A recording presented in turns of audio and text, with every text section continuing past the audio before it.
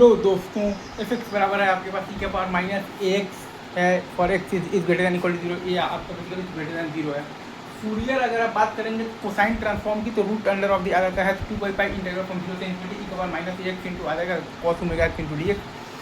तो root 2 into e के power minus a x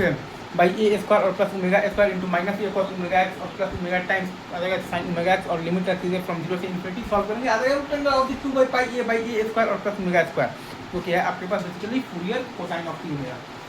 दूसरे सवाल पर बढ़े सर, बढ़ जाते हैं।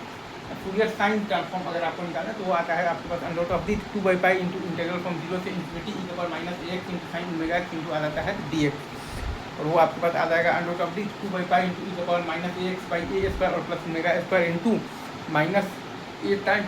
आ जाएगा साइन ओमेगा एक्स माइनस आ जाएगा omega times cos omega x और लिमिट अपन रखेंगे फ्रॉम जीरो से इन्फिनिटी, सॉल्व करेंगे आ जाएगा under root of the 2 into omega by a square और प्लस ओमेगा स्क्वायर।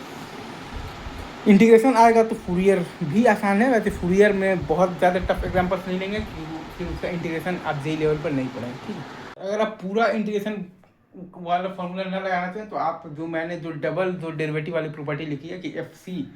फूरियर, आप जो cosine of the f double s x बराबर आता है minus omega square times Fourier cosine of the f x minus आता है root 2 into f dash zero,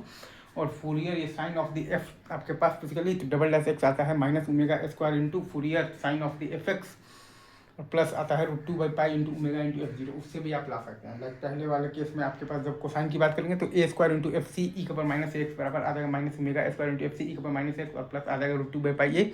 तो यहाँ से भी आपके पास वही रिजल्ट आएगा, एफ सी ई के पर माइनस एक्स आएगा आपके पास बेसिकली, तो root under of the 2 into a by आ जाएगा ए स्क्वायर और प्लस ओमेगा स्क्वायर।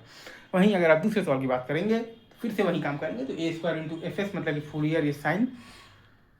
आपके पास जो ट्रांसफॉर्म ऑफ दी ई के पर माइनस एक्स बराबर आ जाएगा minus omega square into f s into e के पर माइनस एक्स और प्लस आ जाएगा आपके पास बेसिकली तो रूट 2 इंटू ओमेगा, वहाँ से भी आपके पास फूरियर साइन जो ट्रांसफॉर्म का वैल्यू आएगा ऑफ दी ई के पर माइनस एक्स आपके पास आ जाएगा under root of the 2 into omega by a square plus omega square, that's ठीक है। हाँ जी सर, यहाँ पर अगर आप ध्यान देंगे तो एफ एक्स बराबर है आपके पास ई के पावर माइनस ए एक्स है, ठीक है। X is greater than equal to zero और a is greater than zero के लिए, और जी एक्स बराबर है 1 फॉर एक्स इज लेस, मतलब कि एक्स मतलब जीरो से लेमडा के बीच में, और जीरो है अगर एक्स लेमडा या लेमडा से बड़ा है, ठीक है। तो फूरियर हम लोगों ने कोसाइन निकाल रखा है एफ एक्स का इंटीग्रेशन से, वो आया था हमारे पास under root of the 2 into a by a square और प्लस ओमेगा स्क्वायर, और फूरियर जो साइन आया था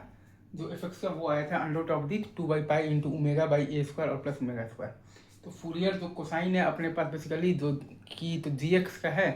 वो है अपने पास under root of the 2 into आ जाएगा sine omega lambda by omega, एक सिंपल सा इंटीग्रेशन है, और फूरियर साइन जो जी एक्स का है वो हमारे पास आ जाएगा under root of the 2 into 1 minus cos omega lambda by omega. तो जो पार्सेवल्स थ्योरम है तो एक साइड तो f x into g x आता है जीरो से इन्फिनिटी,